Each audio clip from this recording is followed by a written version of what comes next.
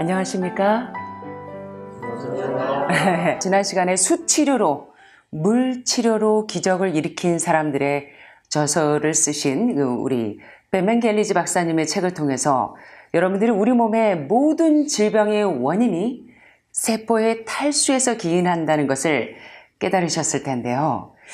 이번 시간에도 하나님께서 우리에게 주신 놀라운 신의 한 수.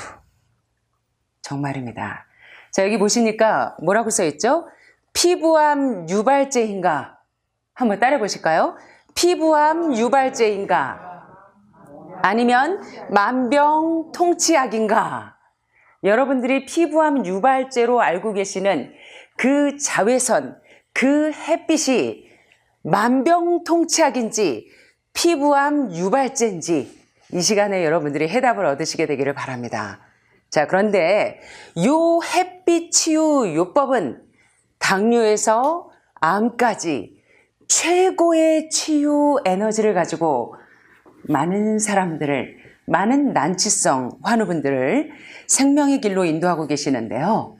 자, 제가 이번에 아주 중요한 햇빛 치유 요법을 위해서 햇빛 전문가이신 여러분들은 아마 안드레아스 모리츠 선생님을 잘 아실 겁니다. 대개 대체의학의 선구자로서 이분은 의사들도 모르는 기적의 간 청소라는 책은 많은 의료인들에게 공감을 주었을 뿐만 아니라 많은 암 환우분들에게 상당히 인기가 있는 베스트셀러입니다. 자, 이 안드레아스 모리츠 선생님의 양력을 잠깐 소개하자면 이분은 인도의 아유르베다 의학과 홍채 진단법 등 대체의학 전문가이자 베스트셀러 작가입니다. 이 안드레아스 모리츠는 단순히 질병의 증상을 치료하는데 만족하지 않고 질병의 근본적인 원인을 이해하고 치유하는 것을 평생의 소신으로 삼으신 분입니다. 유명한 저서 의사들도 모르는 기적의 간 청소는 많은 암 전문가들에게 경적을 울렸고 또 여러분들이 좋아하시는 암은 병이 아니다. 아마 여러분 한 번씩은 다 읽어보셨을 겁니다. 바로 이 유명한 책의 저자가 바로 햇빛의 선물이라는 책을 쓰신 안드레아스 모리츠 선생입니다. 이분의 책은 상당히 깊이가 있고 굉장히 의학적으로 그리고 생리학적으로 그리고 대체의학적으로 상당히 깊이 그리고 체계 있게 다루어지고 있는데요. 이번 시간에 여러분들이 이 햇빛의 선물에 있는 내용을 가지고 제가 여러 저서들을 추렸지만 가장 중심적인 사상은 이 햇빛의 선물에서 제가 많은 부분을 발췌했습니다.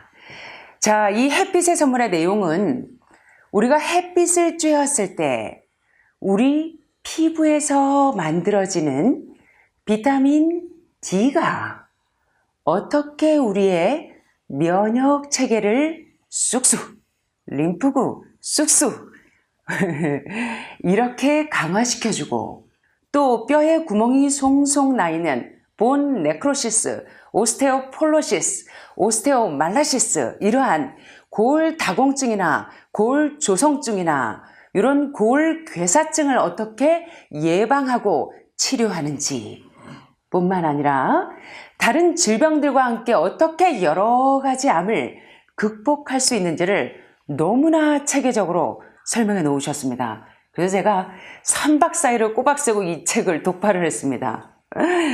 자, 그런데 자, 햇빛은 지구상에 존재하는 모든 생명의 궁극적인 원천이자 또 우리 모든 형태의 치료에 효율성을 높여주는 무엇이다? 무엇이다? 믿어주세요. 만병통치약이면 당뇨도 고쳐야 되고 췌장암도 고쳐야 되고 유방암도 고쳐야 되고 그 다음에 골다공증도 고쳐야 합니다. 자, 햇빛이 정말 만병통치약인지 이 시간에 한번 조밀조밀 여러 과학자들의 연구 결과를 통해서 여러분들이 해답을 얻게 되시기를 바랍니다. 자, 여기 보니까 비타민 D는 무엇이다? 가장 좋은 무슨 약이다? 암 치료약이다. 자, 이 얘기는 제가 한 얘기가 아니라 바로 비타민 D3를 처음으로 발견한 보스턴 의대 교수이신 마이클 홀릭 박사님께서 하신 말씀인데요. 비타민 박사로 유명하신 분이죠. 자, 이분은 이렇게 이야기하십니다. 한 가지 약으로 암, 심장병, 중풍, 골다공증, 갱년기 증상, SAD, 요 SAD는 Seasonal Affective Disorder, 요거는 바로 계절적 정서 장애, 요거는 제가 후반부에 구체적으로 말씀드릴 겁니다. 예를 들면 햇빛이 집중적으로 조명되는 지역에서는 암 발병률이 어떻게 되는지, 그리고 겨울이 긴 지역에서는 암 발병률이 어떤 상관성이 있는지를 설명드릴 때 이것이 필요합니다. 자, 그래서 이 SAD, Seasonal Affective Disorder, 계절적 정서장애, 또 자가 면역 질환 같은 것을 모두 고칠 수 있다고 한다면 누가 믿겠습니까? 그런데 이 세상에 그런 약이 꼭 한 가지가 있습니다. 자, 그 만병통치약은 바로 무엇입니다? 바로 무엇일까요? 햇볕입니다. 자, 이 마이클 홀릭 박사님의 이야기가 맞는지 이제 한 컷 한 컷 보면서 여러분들이 해답을 얻으시길 바랍니다. 햇볕은 가장 좋은 암 치료약입니다. 비타민 D3는 암세포를 오토파지 보고 오셨는데 그 선생님 오토파지 하면 암세포를 굶겨 죽이는데 여기 보니까 비타민 D3는 암세포를 어떻게 해서 죽여요? 하늘말 무서워. 맨날 굶겨 죽이고 말려 죽이는 것만 가르쳐주고 사모님은 로마서 7장에 남편 죽이는 방법만 가르쳐주고 자, 보니까 비타민 D3는 암세포를 어떻게 해서 죽인다?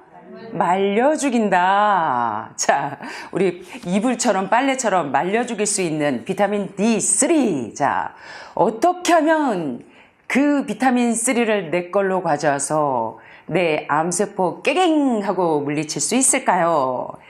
자, 암세포의 영양 공급을 햇빛이 차단해서 암세포를 아사시켜버리는데요. 자, 여기 보니까 암은 무엇을 싫어하는 사람들한테 생기는 병이다? 암은 무엇을 싫어하는 사람들에게 생기는 병이다? 햇볕을 싫어하는 사람들에게 생기는 병이다. 어떻습니까, 여러분?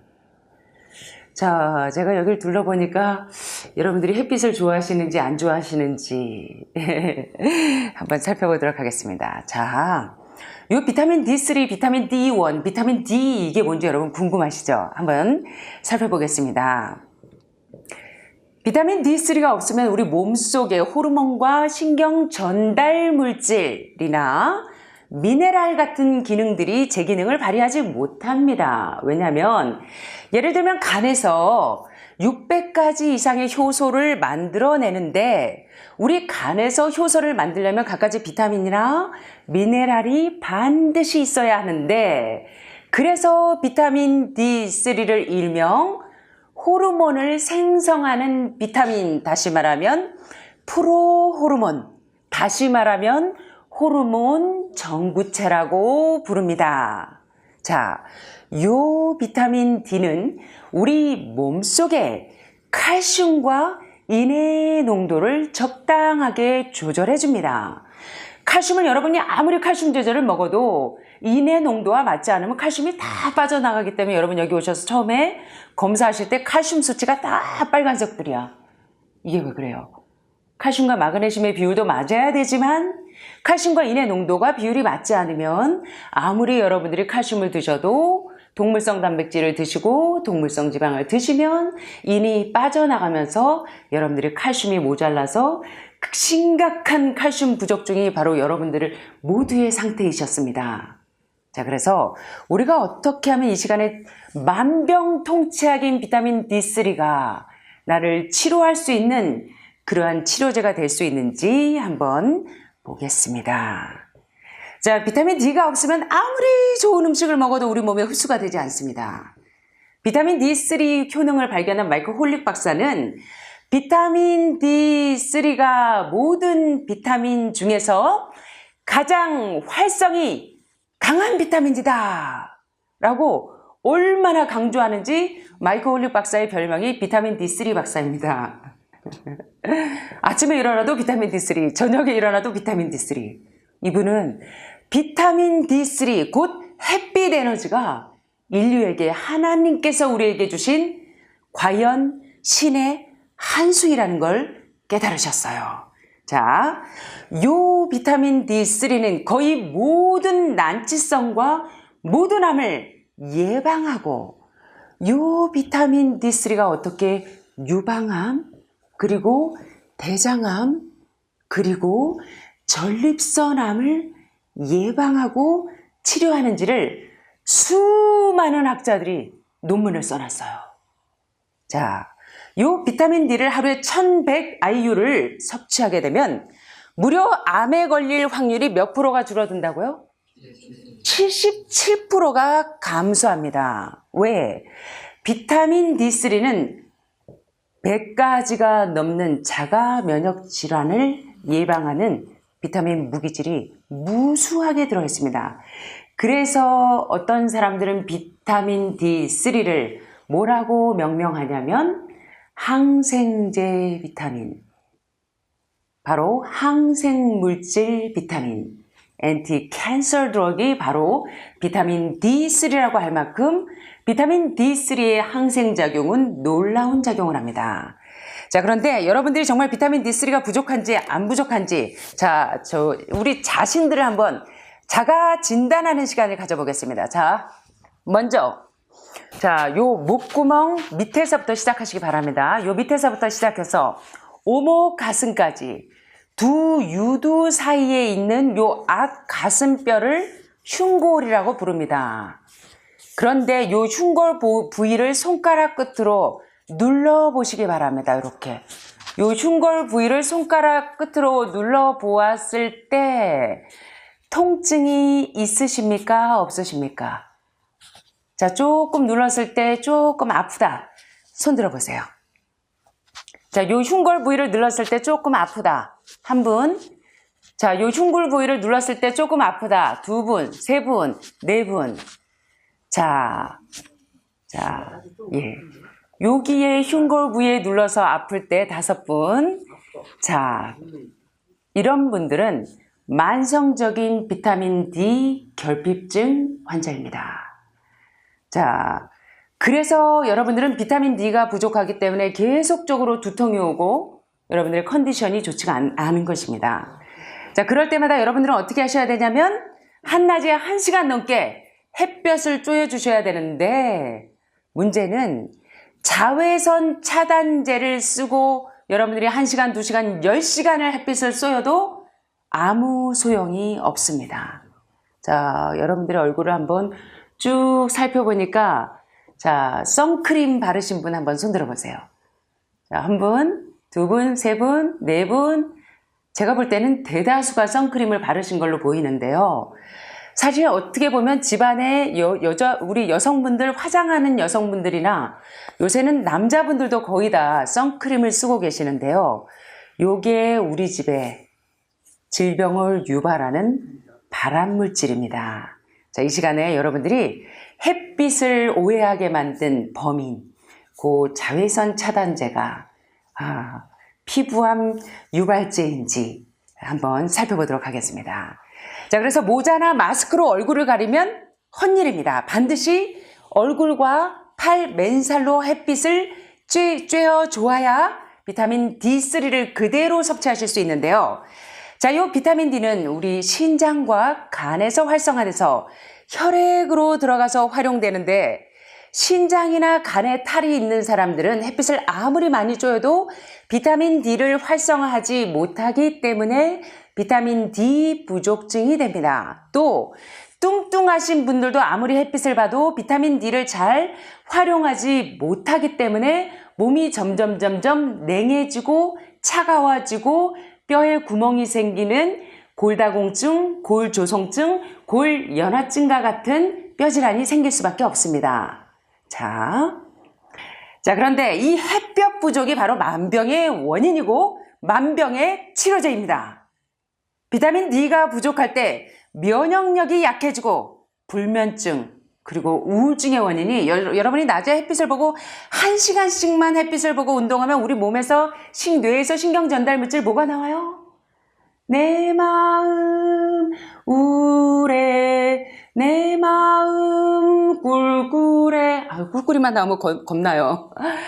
그런데 여러분이 낮에 햇빛을 보고 1시간만 쪼이면 내 마음 평안해 내 마음 평안해 내 마음 평안해 평안해. 노래 정말 못하죠. 죄송합니다. 자, 그런데 여러분들이 낮에 1시간만 햇빛을 쏘이면 그 햇빛 속에서 그 세로토닌이 우울증을 예방하고 치료해주는 요 세로토닌이 밤에는 멜라토닌으로 바뀌어서 쿨쿨쿨쿨 잠 잘 자게 만드니까 면역력 쑥쑥 림프구 쑥쑥 아시겠죠?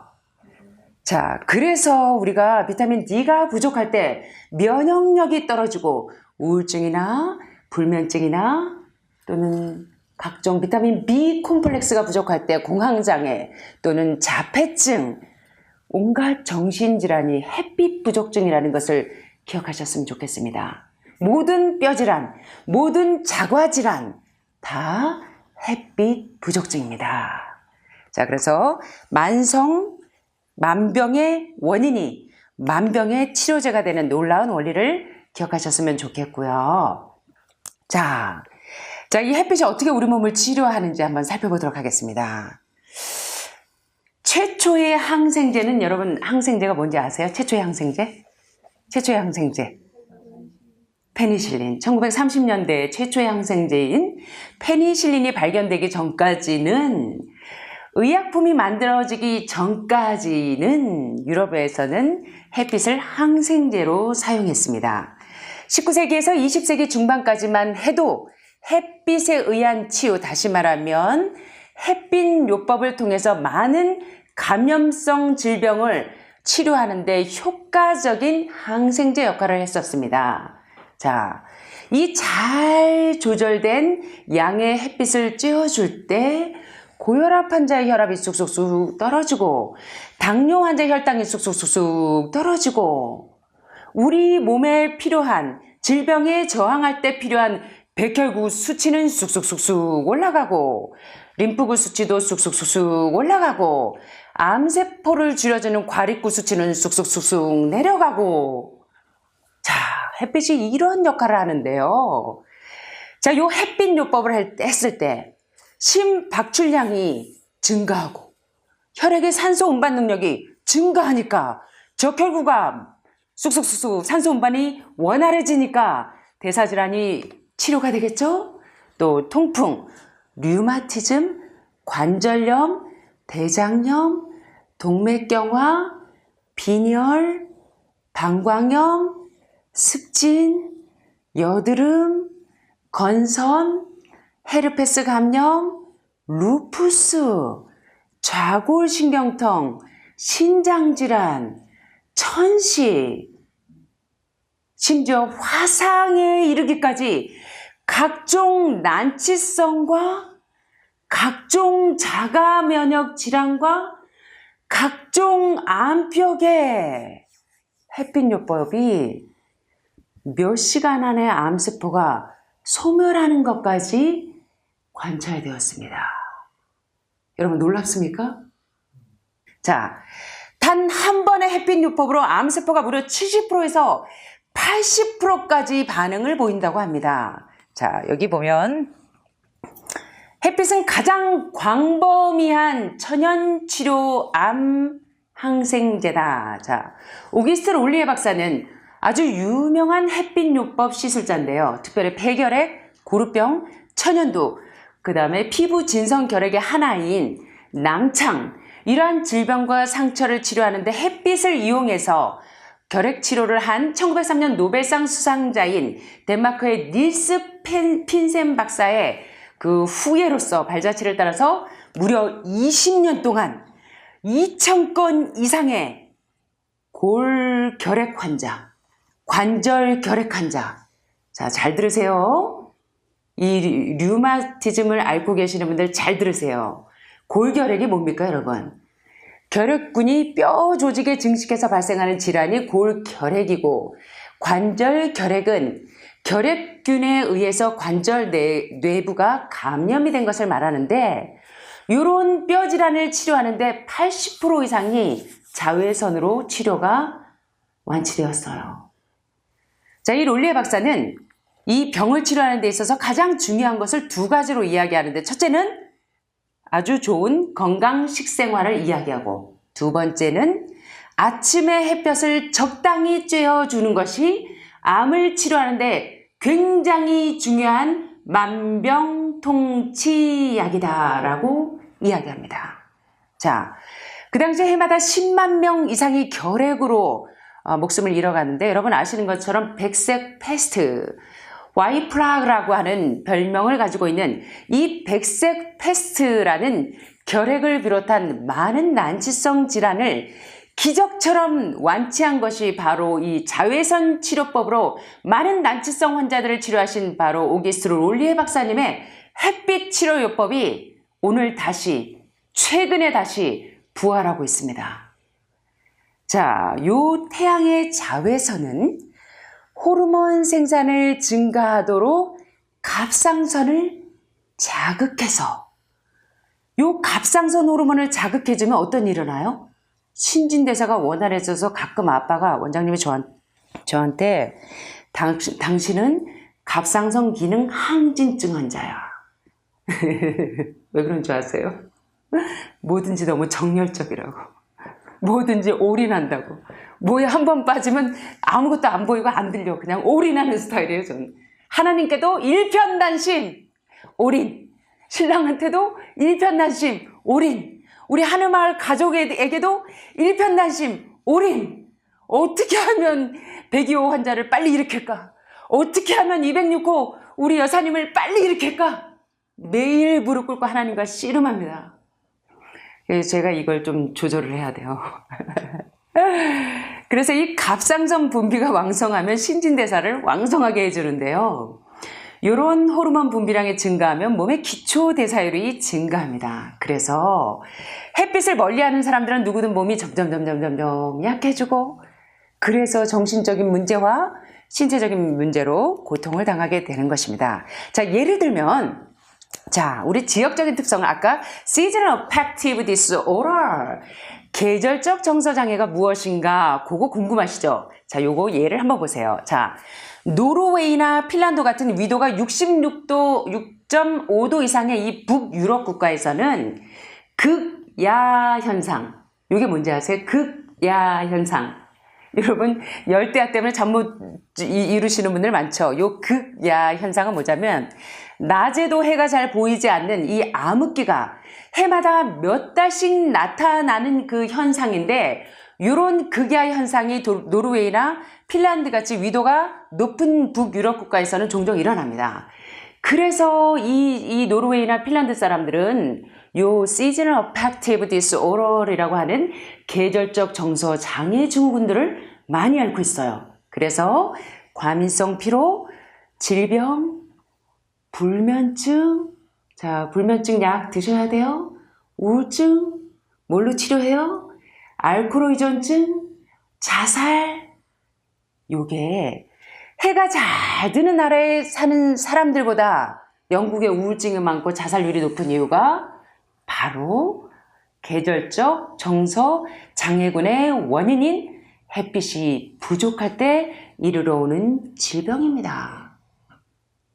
이와 비례하게 피부암 발생 비율 역시 비례합니다. 또 한 가지 예로 스코틀랜드 부부 오크니와 또 셔틀랜드 제도 사람들에게도 피부암의 일종인 흑색종 발병률이 지중해 섬 사람들보다 무려 10배 이상이나 높다고 합니다. 자, 요 자외선은 솔리트롤이라는 피부 호르몬을 활성화시켜서 우리 몸의 면역 체계와 센트럴 너브 시스템을 안정시켜서 요 뇌의 송가선에서 분비가 되는 멜라토닌과 함께 기분을 아주 기분 좋게 상쾌하게 해주고 하루 종일 기분 좋게 평안하게 일할 수 있는 생체 리듬을 조절해 주는 것이 바로 솔리트롤이라는 호르몬입니다. 자, 그런데 우리 몸의 적혈구에 있는 헤모글로빈은 모든 세포 기능에 필요한 산소와 결합하기 위해서 요 자외선을 필요로 하는데 햇빛이 부족하면 피부암이나 우울증이나 여러 가지 난치성 질환과 같은 그런 질병에 노출이 되는 것입니다. 자, 그러면 제가 이제부터는 좀 구체적으로 좀 들어가 보도록 하겠습니다. 오늘 제가 굉장히 중요한 여러분, 이 하나님께서 우리에게 주신 이 천연치유제가요, 만병통치약입니다. 여러분, 멀리서 여러분의 치료제를 찾지 않으셨으면 좋겠습니다. 제가 이걸 연구하면서 해마다 제가 이 천연치유제에 있는 많은 성분들을 연구하지만 또 놀랐어요. 제가 얼마나 공부하면서 무릎 꿇고 기도드렸는지 모릅니다. 이 시간에 여러분들이 그 은혜를 만끽하는 시간이 되기를 바랍니다. 자, 여기 보니까 그림을 두 가지로 비유를 해놨습니다. 자, 여기 보니까 어떤 그림인 것 같아요? 자, 여기 한번 따라해 보시겠습니다. 자외선이 피부암을 일으키는 원인일까요? 자, 자외선 차단제가 피부암을 일으키는 원인일까요? 자, 어떤 게 여러분은 답이신 것 같으세요? 자, 그러면 이제 여러분들이 대답을 찾기 전에 이제 제가 구체적으로 피부암이 무엇인지를 한번 살펴보겠습니다. 대부분의 피부암은 요 멜라닌 형성 세포에 이상이 생긴 결과로 나타나는데요. 여러분, 요 그림을 보시면 이제 이 멜라닌 형성 세포가 눈에 잘 띄는 피부의 가장 바깥층, 다시 말하면 요 표피에 있어서 피부암은 다른 암에 비해서 이 바깥에 보이는 쪽에 있기 때문에 발견이 일찍 발견할 수 있습니다.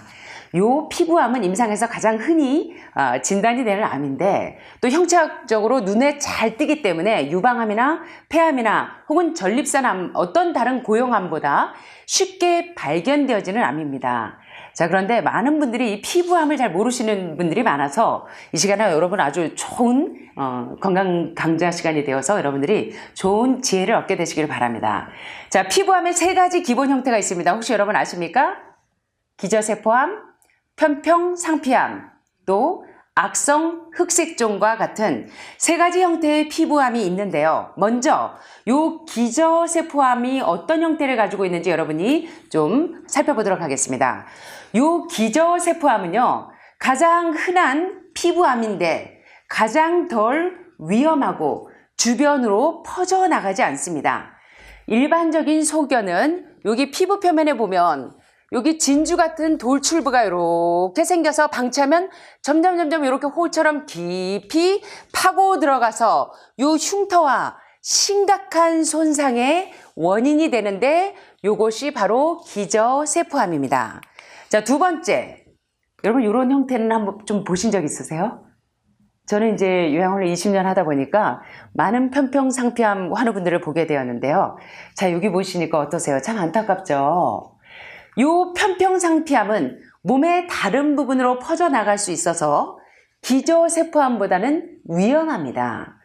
요 편평상피암은 이렇게 괴사돼서 출혈을 일으키기가 아주 쉽습니다. 그래서 조금 전에 봤던 요 기저세포암이나 지금 이러한 편평상피암은 비흑색종 피부암으로 자주 발병이 되는데, 그러나 요 악성 흑색종은 드물게 발병하지만 이 편평상피암이나 기저세포암보다 훨씬 치명적인 암이 바로 요 악성 흑색종입니다. 여러분, 흑색종, 지금 우리나라에서 흑색종을 잘 못 보시지만 저는 재작년에도 흑색종 환우분들을 이제 서너 분을 여기 다녀가셨는데요.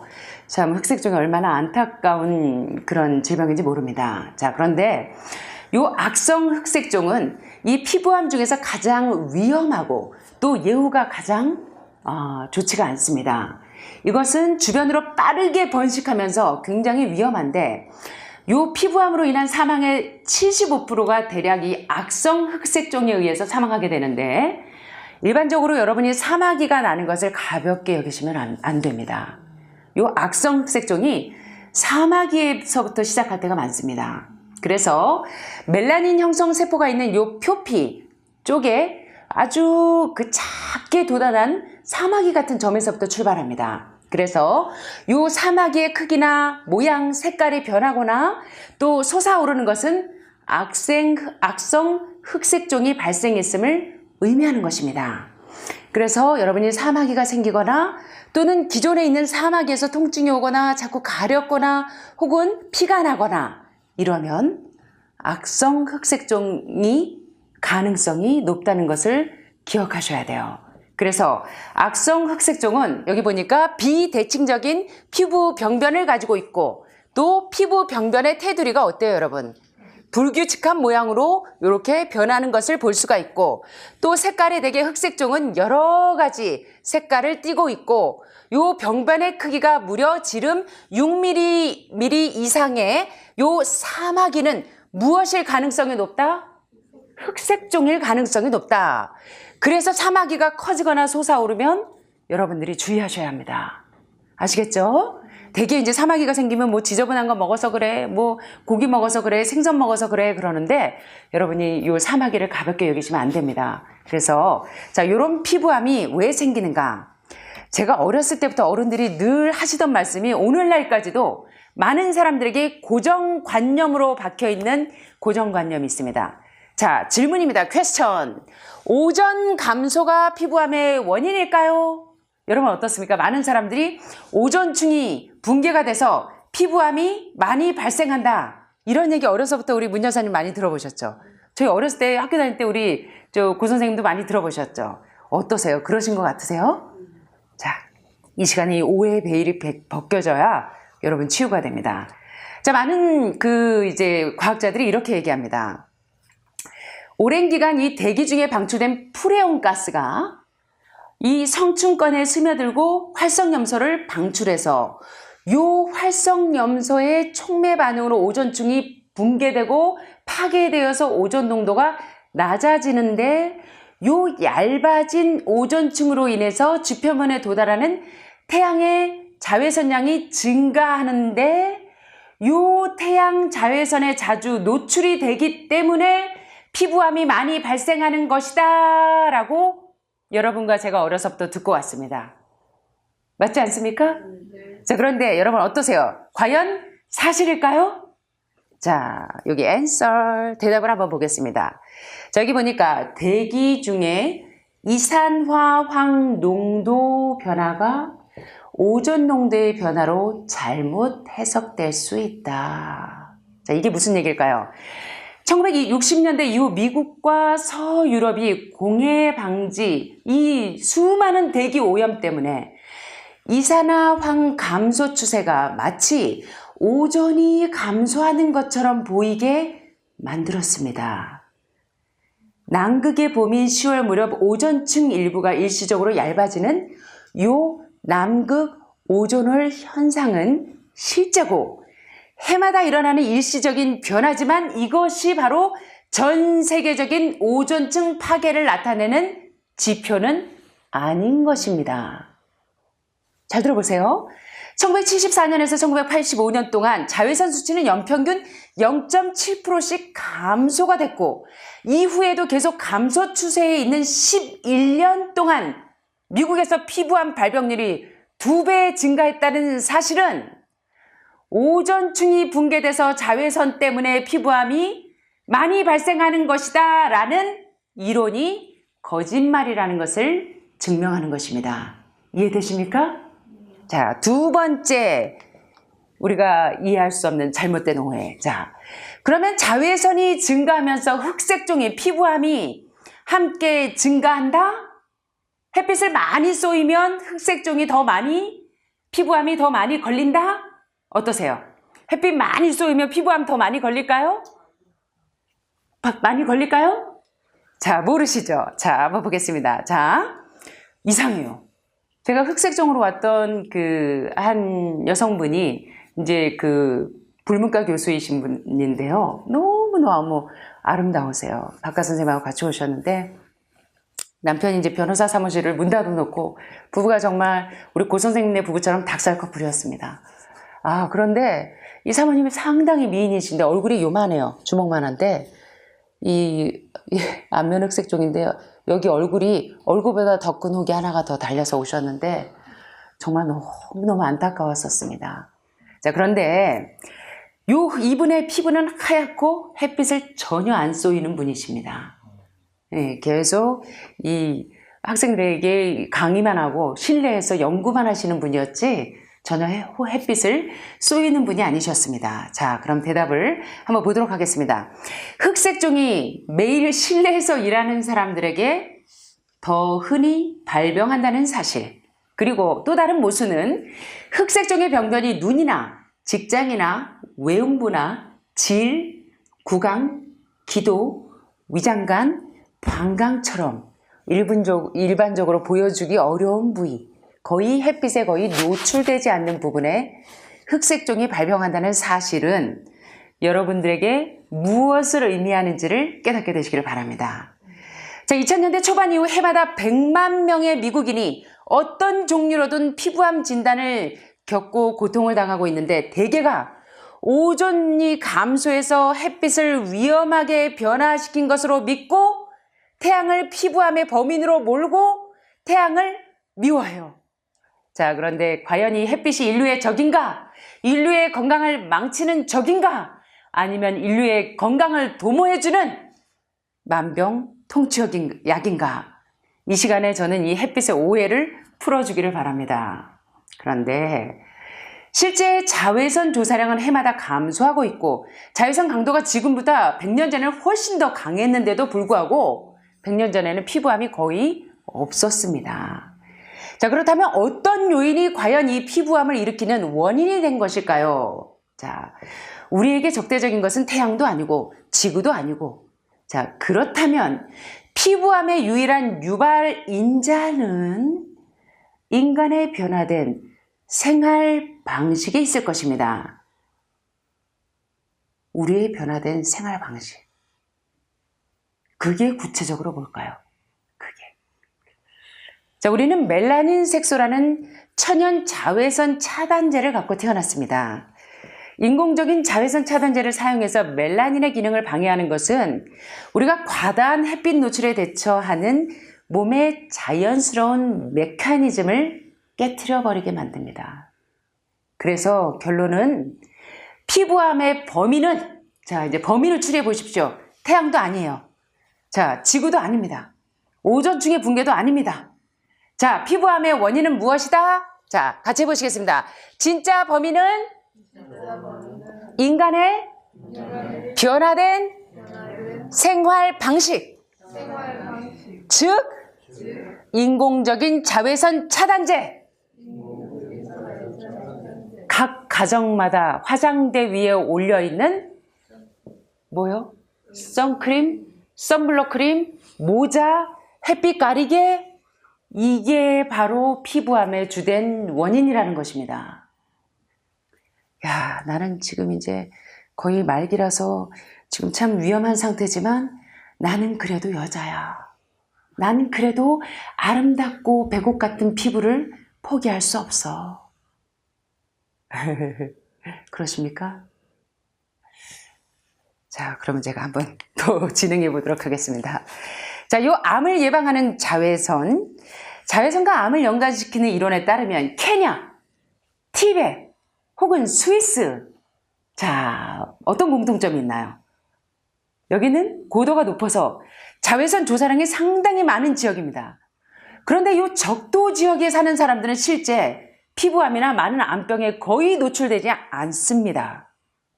이것은, 자, 한번 따라해 보십니다. 자외선이 암의 원인이 아니며 심지어 암을 예방하기까지 한다.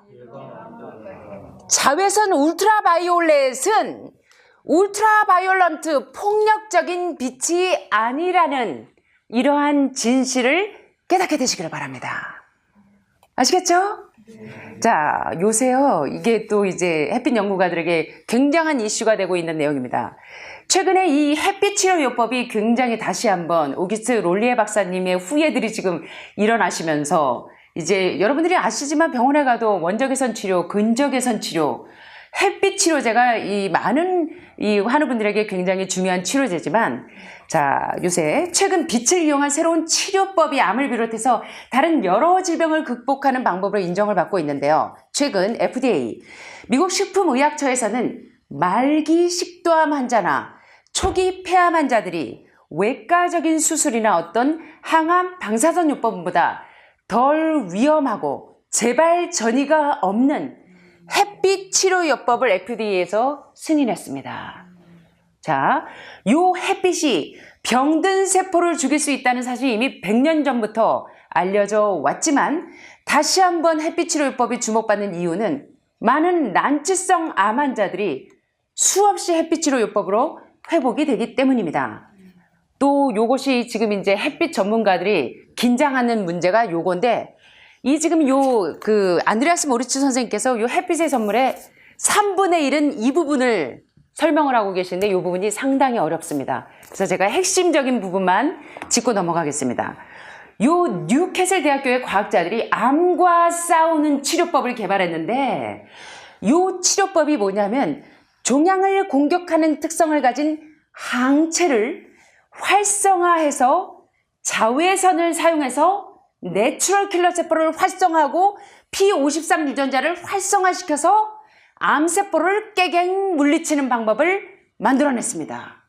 자, 요 과학자들이 요 항체를 은폐하는 방법을 개발했고요. 요 항체가 적절한 부위에 조사된 UVA 자외선에 의해서 활성화되었을 때 바로 이 암세포를 파괴시킨다고 하는 그러한 원리인데요. 요 메커니즘을 설명하자면 1시간으로는 어렵습니다. 그래서 여러분들이 기본적으로 요새 이 햇빛 치료요법이 과학자들에게 과거에 우리가 100여 년 전에만 이게 햇빛 치료요법이 결핵이나 고치고 폐렴이나 고치고 이런 줄 알았는데, 이렇게 모든 암이나 난치성 질환에 햇빛 치료요법이 중요한 것이구나, 요것을 인지하셨으면 좋겠고요. 자, 그래서 또 한 가지 예로 제가 아까 SAD, 계절적 정서 장애증을 증후군을 앓는 이유가 바로 적도에서 멀리 떨어진 나라의 폐암 발병률이 가장 높고 적도에서 가까운 나라의 폐암 발병률이 가장 낮다는 것은 햇빛을 많이 조사받는, 햇빛을 많이 쬐는 지역에서는 폐암 발병률이 무려 79%나 떨어진다는 사실입니다. 자, 그래서 여러분, 예를 들면 오스트레일리아 대륙의 제일 아래 남동쪽에 태즈메니아라고 있고, 또 제일 위쪽 북동쪽 끝에는 퀸즐랜드라는 주가 있는데, 이 퀸즐랜드는 적도와 가까워서 남위 10도 부근에 있어서 별명이 선샤인 스테이트. 뭘까요? 선샤인 스테이트. 햇빛이 많이 드는 그러한 지역이기 때문에 이런 별명이 붙었는데, 이 햇빛이 다발성 경화증, 우리 몸의 온몸에 경화되는 병, 요것을 예방해주고 다발성 경화증을 치료해주는데, 태즈메니아는 남위 39도 부근 적도에서 먼 곳에 있고 퀸즐랜드보다 다발성 경화증 환자가 무려 몇 배가 많다? 7배가 많다는 사실은 바로 햇빛을 많이 받는 지역이 다발성 경화증이나 피부암이나 당뇨병이나 모든 난치성 질환을 치료하고 예방하는데 최선의 신의 한 수라는 것입니다. 자, 자, 여러분 괜찮으십니까? 중요한 사실들 깨달으셨죠? 예. 자, 여기 보니까 또 이제 재밌는 사실들이 여기 몇 컷 더 있습니다. 자, 한 5분, 10분만 더 집중해 주시기 바랍니다. 자, 우리가 알고 있는 자외선 차단제, 그것이 정말 나의 피부를 아름답게 해주고 시커멓고 기미 주근깨를 없애줄 뿐만 아니라 피부암을 예방해주는 그러한 좋은 예방제인가? 세계적으로 흑색종 발병률이 가장 심하게 증가한 지역은 모두 공통점이 있는데 바로 선크림, 선블럭 크림이 가장 많이 판매되는 지역이 암 발병률이 상당히 비례하고 높다는 것입니다. 캘리포니아 대학의 세드럭 갈란드 박사와 프랭크 갈란드 박사는 자외선 차단제 사용 증가가 피부암의 주된 원인이라고 확신합니다. 여기 보시면요, 이 자외선 차단제의 재료 중에서 일부는 자외선에 노출될 때 이 프리 레디컬이라고 하는 매우 불안정하고 음의 전기를 띤 원자나 분자를 이 자유 레디컬이라고 하고요. 여러분 아시는 것처럼 암을 유발하는 활성산소를 유발시키는데 이것이 무슨 일을 하냐면 알부민, 여러분 알부민 아시죠? 우리 동물이나 식물의 세포질과 조직에 존재하는 이 수용성 단백질인 알부민 수치가 떨어지면 제가 여러분들에게 아침마다 콩물 조절을 더해주는 것처럼 이것이 알부민 안에다가 카르보닐이라고 하는 지방을 과산화시키는 이러한 단백질 생성을 증가시켜서, 다시 말하면 지방을 썩게 하는 카르보닐 생성을 증가시켜서 우리의 DNA를 망가뜨리고 훼손시켜서 요 DNA 변질이 곧 여러분의 암 발병의 원인이라는 것입니다. 자, 우리 햇볕에 대한 오해를 푸셔야 되고 선블럭에 대한 오해를 풀어야 됩니다. 선블럭 결코 우리에게 치료제가 아니라는 것을 깨달으셨으면 좋겠습니다. 자, 그래서 제가 또 화장품 회사에서 내일부터 전화 오는 거 아닌지 모르겠습니다. 자, 자유 레디칼과 이 활성산소는 세포 내의 DNA를 간접적으로, 지속적으로 파괴시킵니다. 자, 그래서 여기 보니까 한번 같이 읽겠습니다. 세상에서 가장 어리석은 짓은 피부가 햇볕에 타는 것을 막기 위해서 선크림을 바르는 것이다. 저도 이거 깨닫고 선크림 버렸습니다. 자, 그래서 선크림은 우리 피부에서 비타민 D3를 2.5%밖에 만들지 못해요. 다시 말하면 선크림 때문에 여러분들이 비타민 D3, 우리 몸의 암을 치료해 주는데 가장 강력한 치료제를 95%에서 97%를 버리는 거예요. 95%에서 97%를 여러분들이 항암제를 포기하시는 것입니다. 자, 내일부터 선크림 바르시겠습니까? 자, 여러분 아시는 것처럼 여러분 인터넷 쳐보십시오. 여기 슬립 슬롭 슬랩. 이 건강 캠페인이 아주 이 오스트레일리아와 뉴질랜드에서 굉장히 유명했던 건강 캠페인입니다. 슬립 슬롭 슬랩. 자, 그런데요, 이 건강 캠페인은 성공했는데 이 건강 캠페인 이후에 많은 암 환자들이 늘어났습니다. 자, 이 캠페인은 뭐냐면 슬립, 티셔츠를 잘 입고, 티셔츠를 잘 입는 게 아니라 약간 벗는 버전인데 티셔츠를 잘 입는 슬립, 선크림을 잘 바르는 슬롭, 자, 모자로 햇빛을 차단하는 슬랩. 자, 요 슬립 슬롭 슬랩, 요 건강 캠페인은 성공을 거뒀는데 많은 사람들은 병으로 망했어요. 자, 요 슬립 슬롭 슬랩 이후 오스트레일리아와 뉴질랜드에서 비타민 D 결핍 증세가 많이 증가하면서 비타민 D 결핍은 곧 피부암, 대장암, 유방암 발병률을 촉진한다는 결과입니다. 자, 그래도 나는 내 배꼽 같은 피부 포기할 수 없어. 아, 피부과 가서 박피 하는 것보다는 그래도 나는 자외선 차단제를 포기할 수 없다. 선블럭 선크림 포기할 수 없다. 챙이 넓은 모자 포기할 수 없다. 그리고 나는 음식으로 대신 비타민 D 영양제로 그것을 섭취하고 말 테야. 어떠세요, 여러분? 그러실 겁니까?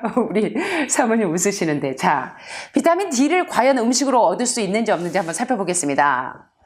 한낮에 햇볕이 뜨거운 시간에 10분 정도 햇빛을 쬐어서 만들 수 있는 만큼의 비타민 D를 음식으로 얻으려면 우유 몇 잔을 마셔야 된다? 햇빛을 10분만 쏘이면 되는데 뜨거울 때 몇 잔을 마셔야 돼요? 200잔을 마셔야 합니다.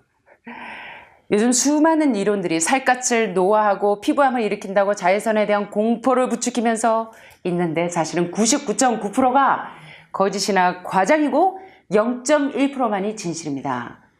여러분들이 비타민 D3를 섭취하시려면 반드시 햇볕을 쬐일 때 유리창을 여시고 유리창을 통과해서 오는 UVA는 소용이 없습니다, 여러분. 이 블랙라이트는. 그래서 반드시 맨살로, 맨 피부로 햇빛을 만끽하셔야 합니다. 그런데 요즘 사람들은 살 것이 타서 검어지고 뭐 기미가 생기고 주근깨가 생기고 그래서 아빠도 저보고 이게 우리 여기 주근깨 많다고 좀 가리고 다니라고 이 덜렁거리고 막 그러고 잔소리 하는데요. 저 이제 요거 안 바르겠습니다. 모자 안 쓰겠습니다. 자, 그래서 여러분들이 음식을 통해서 과연 비타민 D를 음식으로 얻을 수 있는가? 어떠세요? 자, 비타민 D가 많이 들어있는 음식을 먹어서 비타민 D를 보충하는 것은 거의 불가능한 것입니다. 예를 들어서 어른이 하루 필요한 비타민 D를 얻으려면 우유를 4리터, 200잔을 마셔야 되고 또 우유에 들어있는 비타민 D는 비타민 D2이기 때문에 간에서 들어가서 비타민 D3로 전환되어야 우리 몸에서 사용할 수가 있습니다. 자, 이제 비타민 D3를 섭취하시려면 어떻게 하면 된다? 너무 간단해요. 어떻게 하면 된다? 슬립, 슬롭, 슬랩? 자, 슬립, 노 슬립, 슬롭, 노 슬롭, 슬랩, 노 슬랩. 그 다음에 이 안드레아스 모리츠 선생님께서 맨 마지막에 강조하신 게 바로 햇빛 응시법입니다. 여기 맨 마지막 단락에 나옵니다. 맨 마지막이라니까 여러분 좋으시죠? 이제 끝날 때 다 됐다. 우리 사모님 잔소리 끝날 때 다 됐다. 자, 여기 햇빛 응시법 이거 중요합니다. 요 눈은 햇빛이 몸으로 들어올 수 있는 가장 큰 대문입니다. 요 햇빛을 응시하는 것은 우리 옛날 조상님들도 우리의 몸을 치료하고 정신을 치유하기 위해서 많이 사용했던 방법인데요.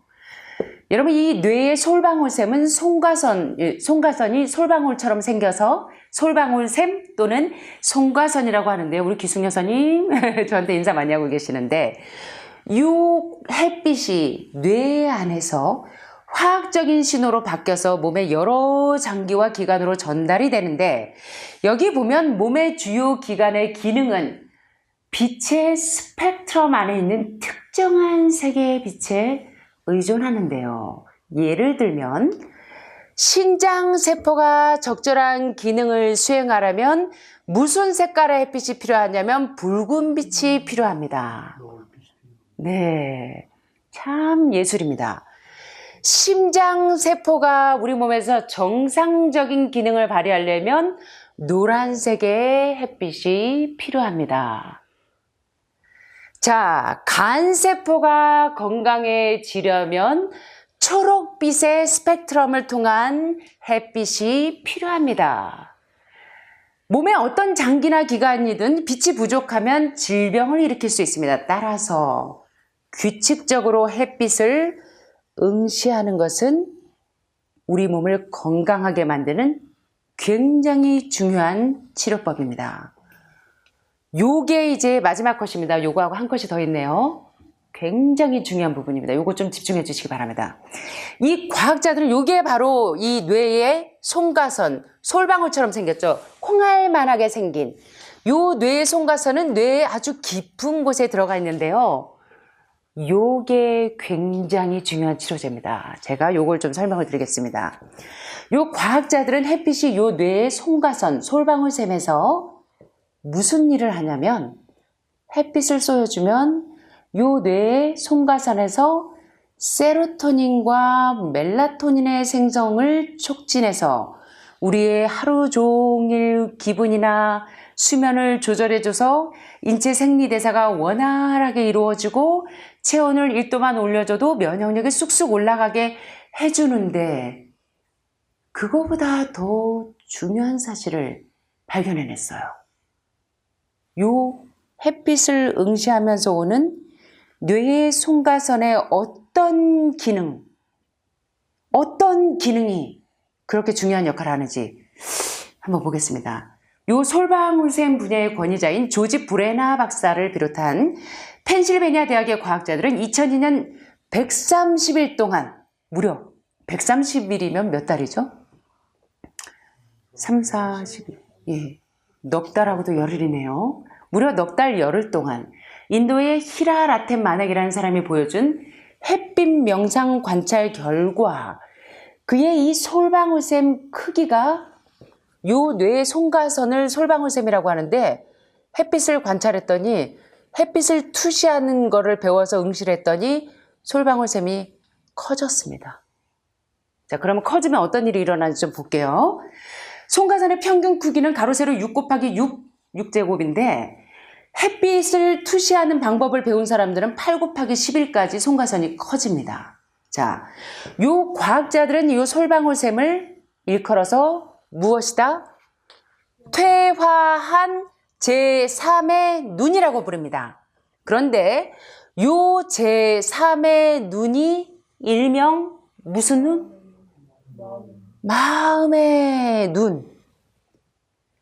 요 불란서의 철학자 데카르트는 요 제3의 눈을 바로 인간의 영혼이 깃드는 자리라고 합니다. 그런데 요 제3의 눈이 일을 내요, 일을.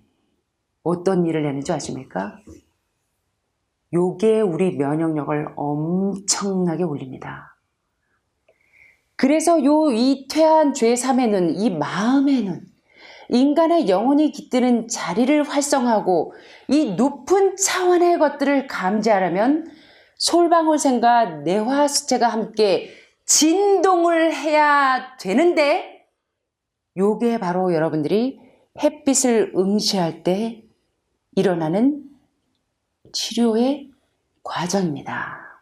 뭐 할 때? 눈을 햇빛에 돌려 눈을 예수께 돌려 그 얼굴을 주목하라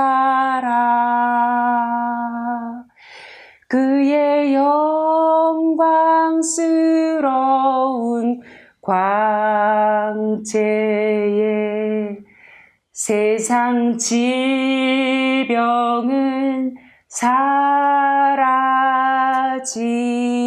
사라지네.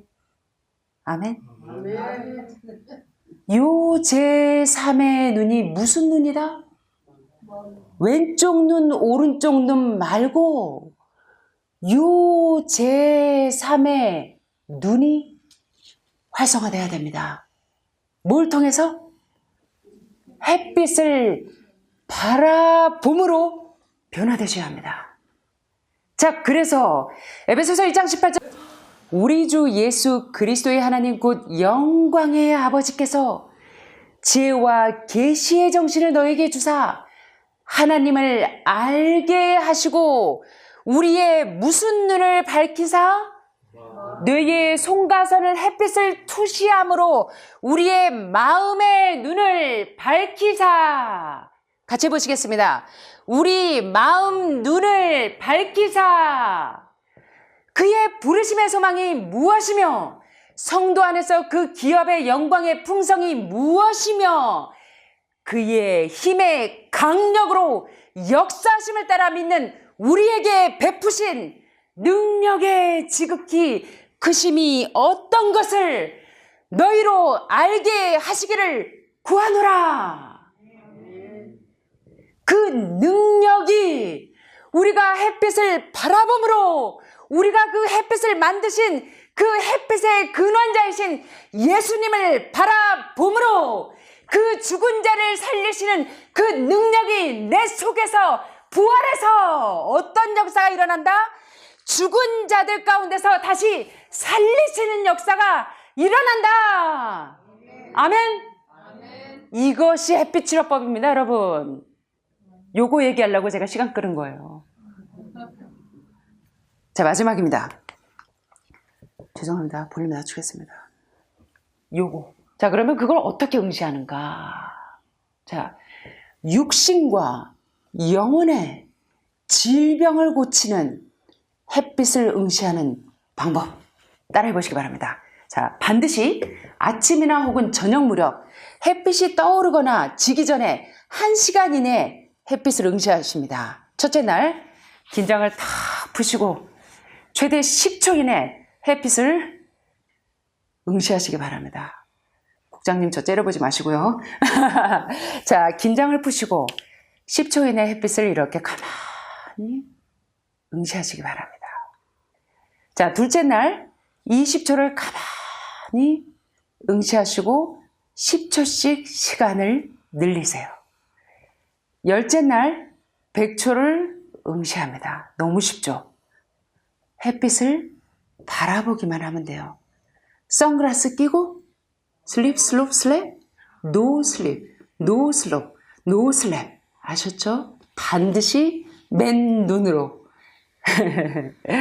자, 이 정도 되면 태양광을 통해 전달되는 햇빛 에너지가 눈을 통해 들어와서 요 망막 뒤쪽에 위치해 있는 뇌로 연결되는 통로인 시상하부에 배터리를 끼워서 충전을 해줍니다. 뇌가 이 통로를 통해서 점점 더 많은 에너지가 충전이 되면 우리 마음의 긴장이나 염려나 공포나 내가 한 달 살까, 2달 살까, 1년을 살까. Don't worry, be happy. 내 영혼 안 불안해, 내 영혼 안 꿀꿀해, 내 영혼 평안해, 평안해.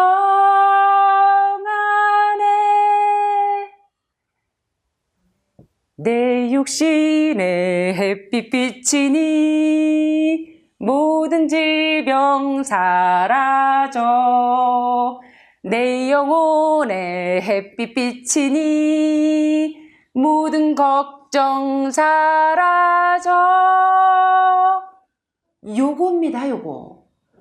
내 육신의 햇빛이 비쳐서 여러분의 암병이 물러가는 것처럼 내 영혼의 제3의 눈인 마음의 눈이 밝아지면 Don't worry, be happy.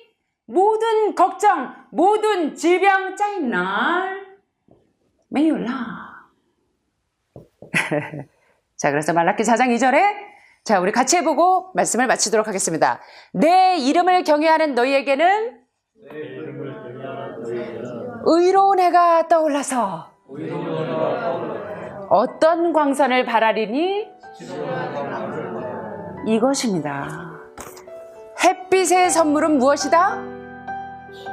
치료하는 광선을 바라니니 너희가 나가서 외양간에서 나온 송아지같이 뛰는 역사가 하늘마을 모든 식구들에게 일어나시기를 간절히 바라면서 부족한 말씀 마치겠습니다. 감사합니다.